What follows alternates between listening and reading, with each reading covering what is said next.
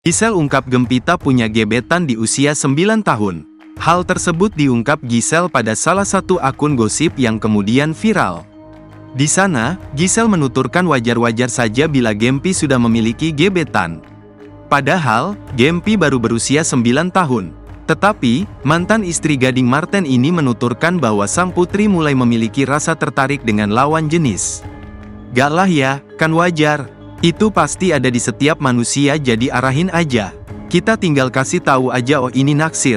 Itu maksudnya kagum gitu ya, kita coba belokin aja, jelas Giselle.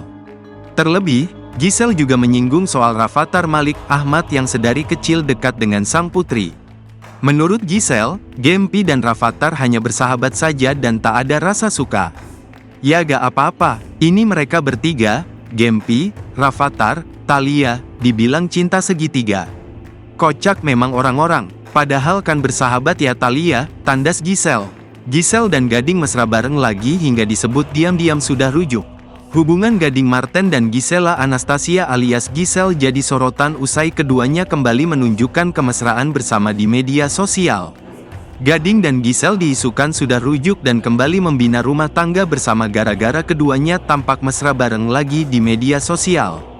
Kemesraan tersebut tampak saat Giselle memberi selamat ke Gading Marten yang tengah berulang tahun. Giselle dan Gading Marten saling menyebut mama dan papa atas pemberian kado di momen ulang tahun ayah Gempi tersebut. Giselle merayakan ulang tahun Gading Marten ditemani dengan putri mereka, Gempita Nora Marten. Hal itu terungkap pada postingan terbaru Giselle yang diunggah Kamis, tanggal 9 Mei tahun 2024. Ibu satu anak itu mengunggah potret kehangatan keluarga Giselle, Gading dan juga Gempi. Di sana, nampak kue ulang tahun bergambar kartun Gading dan Gempi.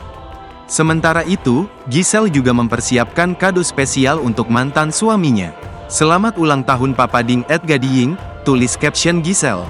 Postingan itu disusul dengan komentar dari Gading yang juga memanggil Giselle sebagai Mama.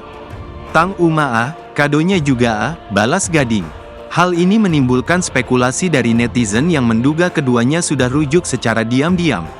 Aku tebak mereka udah rujuk tapi diem-diem, komentar netizen.